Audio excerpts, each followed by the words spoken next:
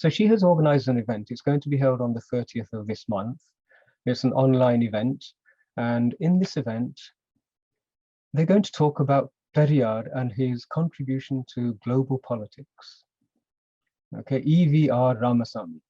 And as we all know, there are two things to recognize. One is he was an anti-Hindu, anti-Indian stooge of civilizational destroyers. Anybody who reads his life story will come across the most horrific profile.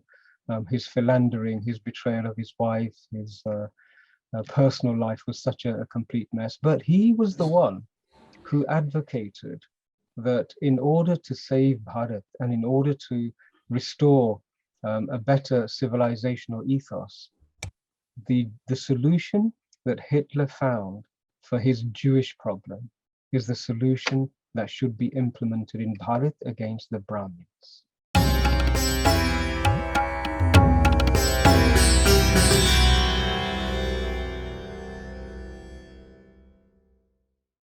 Good evening, namaste, and welcome to Citti Media. My name is Citti, and I'll be your host for today's current affairs show.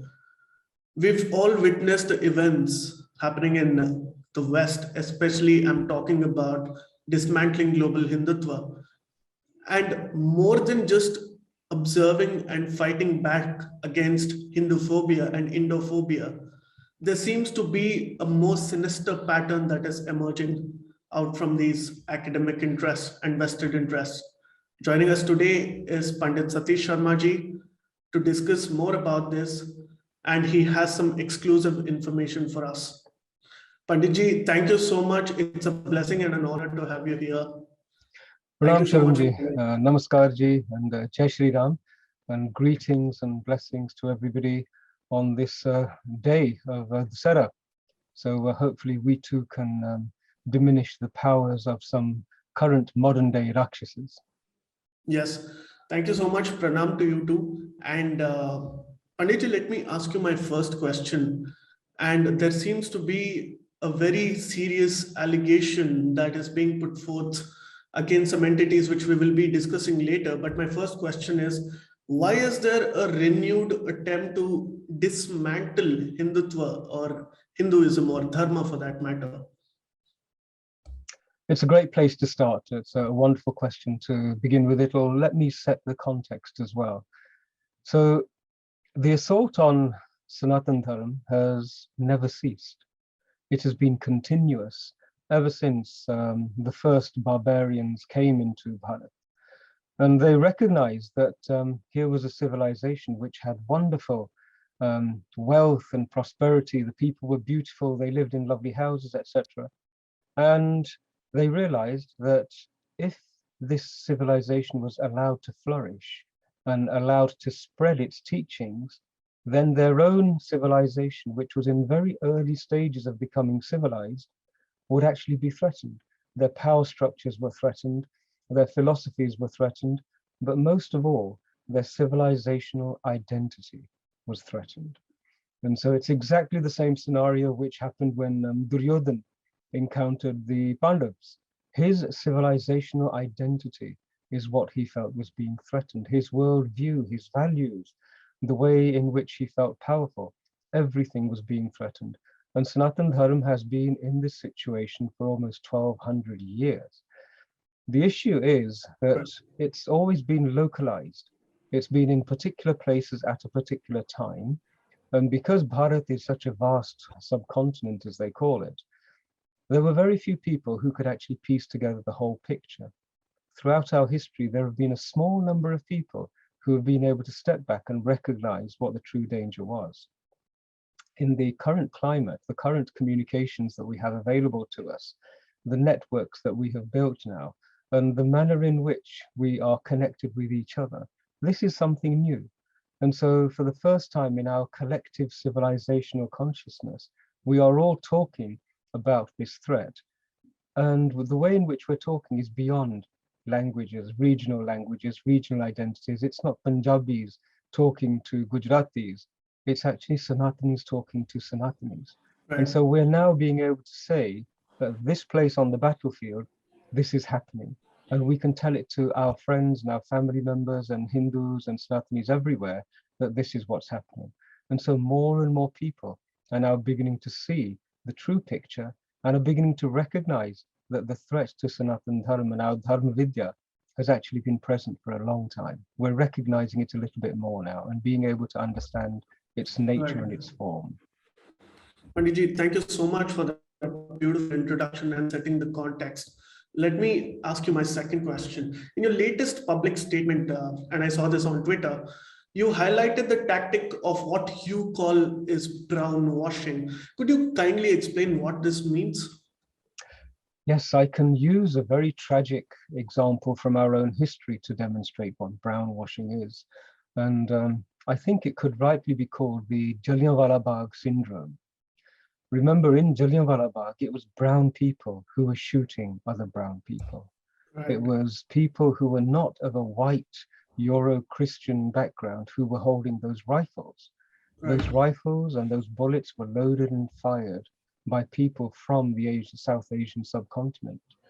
And so this is an example of where brown people are being used to harm other brown people or to conceal the crimes of white people, Christians, Europeans. And so this is what's called brown washing. You use brown people to actually challenge their own ancestral family. And this is one of the most powerful, but one of the most damaging successes of the colonialists who invaded Bharat. They created in our personality, in our understanding of who we were, suspicion for each other. They created the capacity within us to attack each other. And they have done that through identity manipulation. Right. Panditji, I mean, if I could perhaps use a word for this, it is neo-colonialism in a nutshell, what we are seeing. And I'm just curious to know who is behind this renewed campaign of what is essentially what you call is a ethnocide, right? And what's their agenda, what's in it for them? And I'm more interested to know what is the strategic interest or gains from this. Great.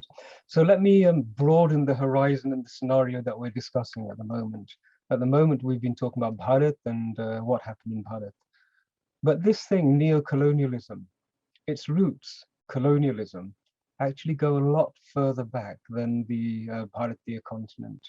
In fact, if you trace it all the way back to the British ruling classes in medieval times, when Christianity or Christianism, I think we should call it Christianism, which is the expansion of the Christian power structures through violence and devious, deceitful means, dishonorable means. When Christianism came to the United Kingdom, to Great Britain, the first targets of Christianist colonialism was actually the people of Great Britain themselves.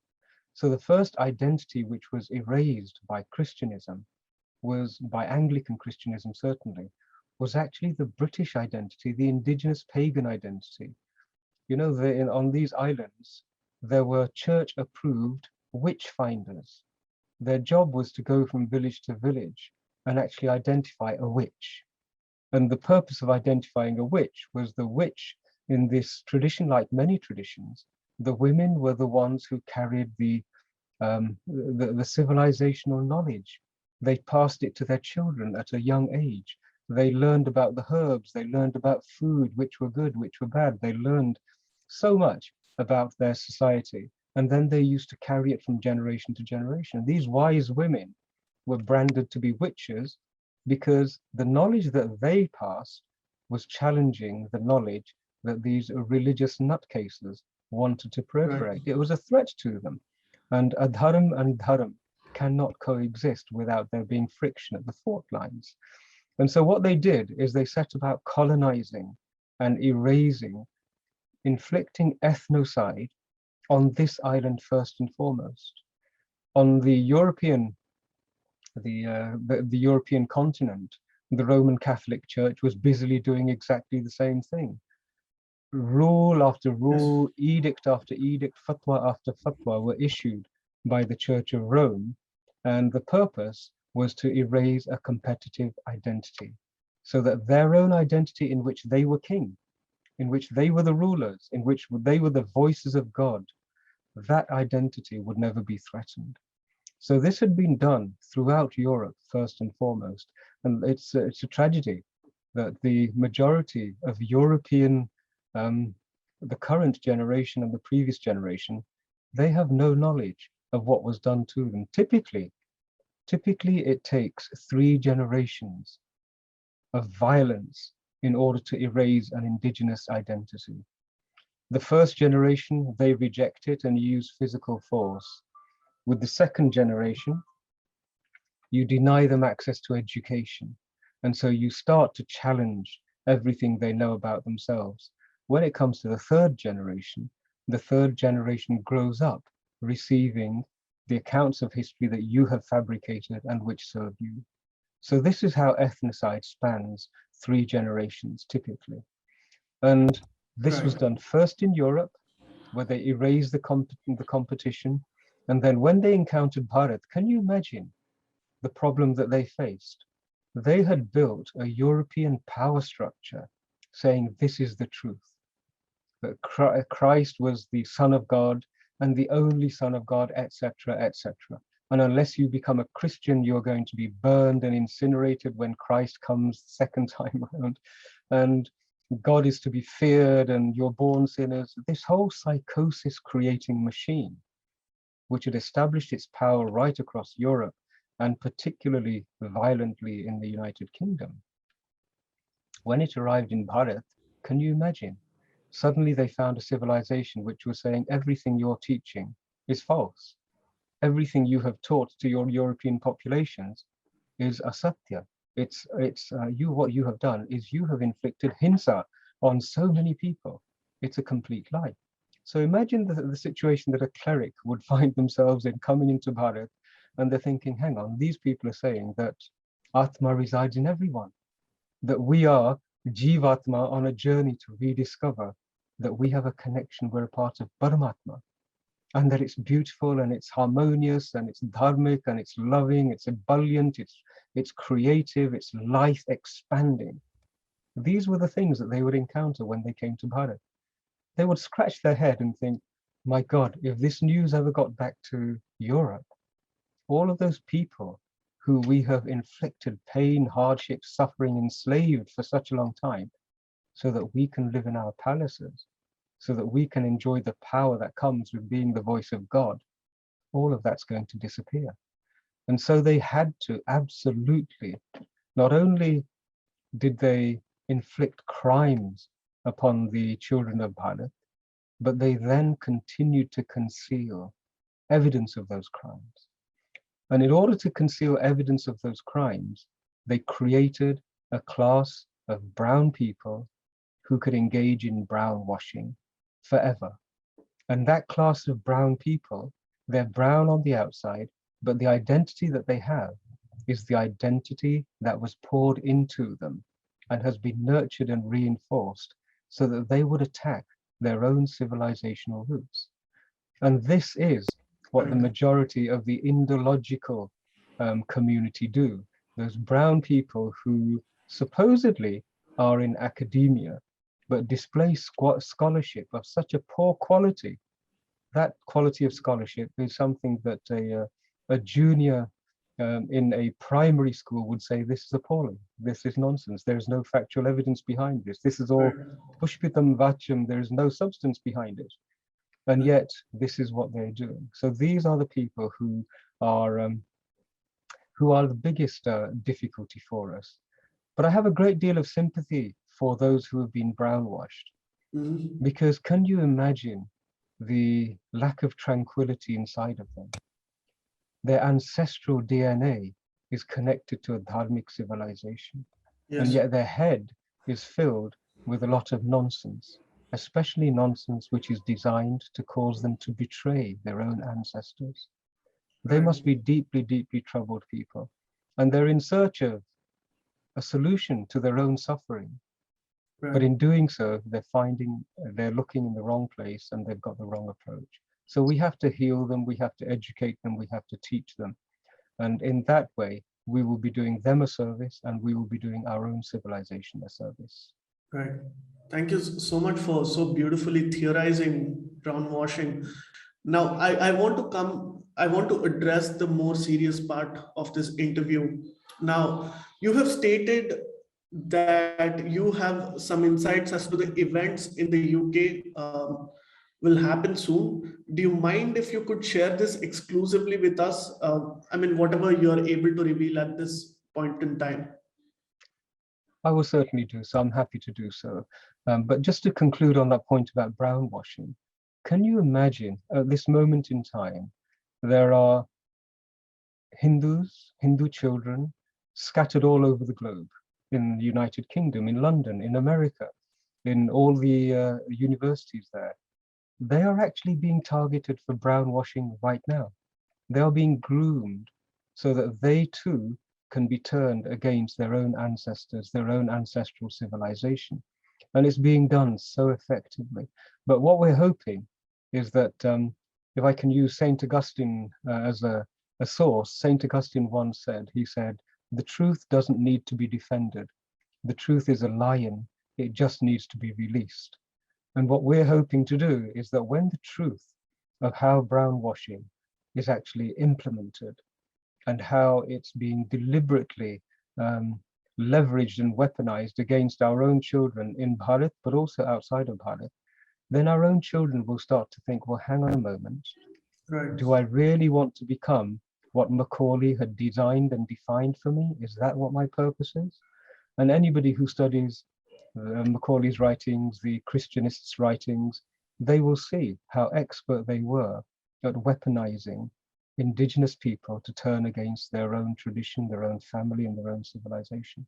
And I think we will then see less brown washing becoming less effective. So turning to the point that you've just raised about this Yes. new event, fortunately, we've now got a very active network, which is becoming a little bit more alert at trying to monitor the threats that are almost spawning on a daily basis against us. And I have been, it's been brought to my attention by one of my very dear good friends that an event is being held, and it's being hosted by Dr. Meena Dhanda. Dr. Meena Dhanda is a professor at Wolverhampton University, and she was the principal architect of that completely unfounded allegation that British Hindus were discriminating against each other on the basis of caste. And she was one of the key drivers. And if I wanted an example of somebody who was brown-washed, I would say that she has been brown-washed to such a degree that I have nothing but sympathy for her. But she is the person who was also leading the panel discussion, or the panel debate as it was publicized, on caste at the Dismantling Global Hindutva Conference. Okay, and this word caste is important to recognize.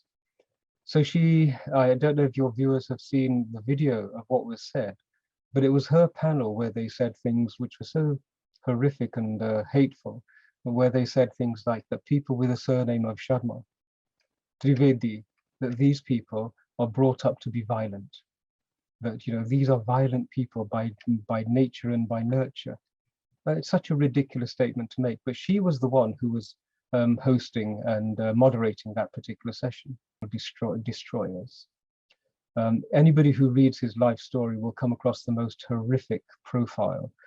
His philandering, his betrayal of his wife, his personal life was such a complete mess. But he was the one who advocated that in order to save Bharat and in order to restore a better civilizational ethos, the solution that Hitler found for his Jewish problem is the solution that should be implemented in Bharat against the Brahmins. Okay, so he was advocating the a wholesale Holocaust against the Brahmin community. Right. His writings were vicious. Anybody who would read it would understand that this was not the work of a political strategist, of somebody who has a vision which is in the interests of humanity. This was the ramblings of a person who qualified for all of the psychiatric profiles which define psychoses, whether it's a psychopath or a sociopath, as a person, he qualifies for an assessment on that basis. But here's the second thing. The word caste is being used. So supposedly, the conversation is again focusing around caste. And caste is something that the brown-washed pseudo-intellectual academics, these Indologists, that they love to talk about. You know, it's one of those concepts that has been created. Yes. If you want to undermine a Hindu, you throw in what I've called the caste bomb. It doesn't matter what the subject is, you toss in the caste bomb at every opportunity against Hindus to weaken them and to put them on the back foot. And so supposedly, the European Union received an application for funding to do with caste. And the funding is to try and push forward the boundaries of understanding so that we can eliminate and eradicate this horrific Hindu practice of caste. And it's that colonialist trope.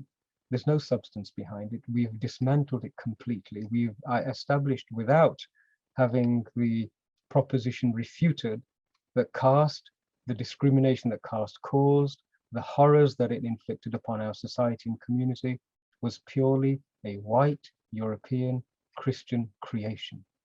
This is set in stone. Nobody has been able to challenge this, and the evidence is irrefutable. But what happens is that people of Dr. Meena Dhanda's profile, i.e. those who have been already colonized in terms of Macaulay's definition of colonizing Hindus, they still carry this mission that their masters put into them with a loyalty which is disappointing. They have refused to interrogate the very basis upon which they apply for these funds. The European Union, if you think about what the European Union is, it's a cabal of white Christian nations.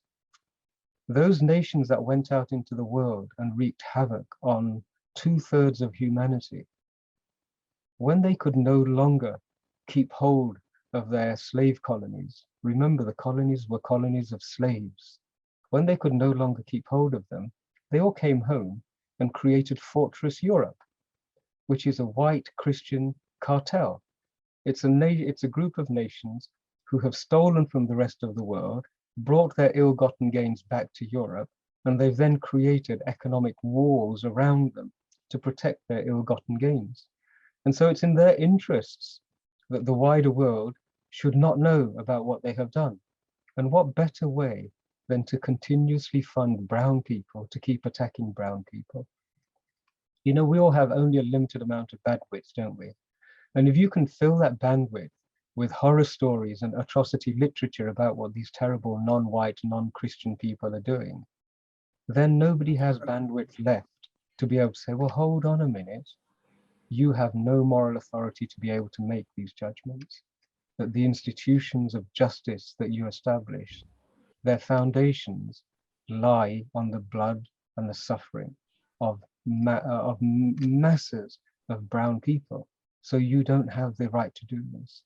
And so, you know, this is why the European machine will continuously keep funding brown people to harm brown people.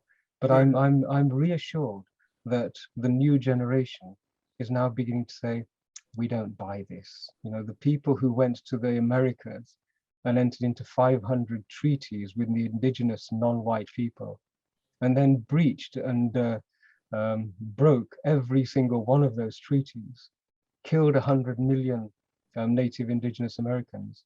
These are not people who qualify for having the right to occupy the moral high ground. And we are now beginning to see this. So it's a question of time before more and more people see this. So this conference that's being held in Wolverhampton University is actually nothing other than an extension of that same tired old, let's spread colonialist tropes. And you know, frankly speaking, I think all of us are becoming a little bit tired of it. And we're all beginning to dismantle it quite effectively now. So that's what this conference is. It's about Periyar, supposedly his position and his contribution to the political thought on caste. But there are a couple of points to note that we've identified already. Academics are required to educate their students on two dimensions. One is on providing them with historical data and facts, but two is on how to think about that data and facts. And in order to fulfill that, you have to be able to present both sides of any issue. The moment you only present one side of the issue, it's no longer academic, it's propaganda. And propaganda should not be funded by the public purse. And this conference is continuing in exactly the same way as the conference at Pennsylvania State, that what I called the residential school of the 21st century. This is continuing exactly the same policy. It's presenting one side, and its intention is to instill into their students a false, biased, hate-imbued perspective on history. And this is our objection. This is going to be our objection. Fine, if you want to talk about Periyar, talk about Periyar, but you mustn't confine it to only one side of a political perspective, or display only one aspect of the ideology which matches your own personal ideology. And this is not what professors and lecturers are supposed to do, and this is not what the public purse is supposed to be funding. So this is the event that's occurring. It's, as I said, Wolverhampton University, and it's on the last 2 days of October. Thank you so much, Panditji. This is a very, very serious development, and it's a big concern for Hindu community across the world. In that sense, how could the European Union actually do this? And are these the same people who have received a funding of 220,000 euros? Yes, this group, Dr. Dhanda's group, they have received this funding so that they can talk about caste. From our perspective, they've received this funding so that they can tell lies, they can perpetuate and proliferate colonialist tropes which have one purpose, and that is to harm and to cause contempt for Hindus. There is nothing else that makes sense. And so this is a huge problem. There is one dimension to this which is particularly unpleasant, and that is, can you imagine being a Hindu child or parents of a Hindu child who is being sent to Wolverhampton University? And when they get to Wolverhampton University, they are going to have their minds, their vulnerable intellects filled with ideas which are based on colonialist tropes. They're not going to get a balanced perspective. They're going to have an indoctrination process applied to them. And that is harmful. That harms the child, it harms the community, it harms that child's contribution and respect for their ancestors. So this dimension of European funding being given to colonialist agents in order to harm Hindus, it's something that needs to be scrutinized, and we will be scrutinizing this in greater detail. Right. And what is the plan forward from here, Panditji? How do we counter this? One, what we're doing today, and I'm really grateful to Citti Media and to yourself for raising this subject. The first thing is that the more people who know that this is what's being done, this is how it's being done, and this is why it's being done, the harder it will become for them to peddle their lies. We are already in touch with the Dean, the Vice Chancellor of the university, and I'm aware of the responses that he has made, and so far they're the usual responses. You know, freedom of speech and academic rigor, etc., etc. But these are tired old excuses that don't hold water. When we put our case forward, they will become uncomfortable with what they're doing. And that's our intention, to try and educate them that, hang on a moment, you're actually at fault. And we don't want to be part of the problem. We'd rather be part of the solution. But the solution does require these academic institutions to recognize that they have got it wrong. And they have got it wrong to such a degree that they are now denying other perfectly innocent British Hindus our own religious and human rights, our freedoms to exist without being targeted, without being harassed by a group of pseudo-academic intellectuals who are in fact, rather than being intellectuals, they are in fact propaganda merchants. So the more people who know about this, the better. And so I would really ask all of your watchers to do one thing, and that is to visit. We have a campaign website called hinducampaigns.com. Now, this has been a very effective tool for the Hindu community to be able to communicate their perspective to authorities when issues like this arise. So within a day or two, it may already be up there. There will be a page where they can go, fill in their details, and send a letter, send their thoughts directly to the dean, the vice chancellor of the university, and as well as sending it to the Equalities and Human Rights Commission. So that will be one way in which we try and educate them. But there are others that are going to happen between now and then. And so I would ask everybody to get involved and spread the word. The more people who know about it, the harder it will become for them. And eventually, they will have to confront this issue. Right. Thank you so much for sharing these details with us, Panditji. And it's an honor and it's a blessing to have this as an exclusive for Citti Media. And I hope more people will be aware about this sinister plot by the European Union and the funding that's been given to these academics.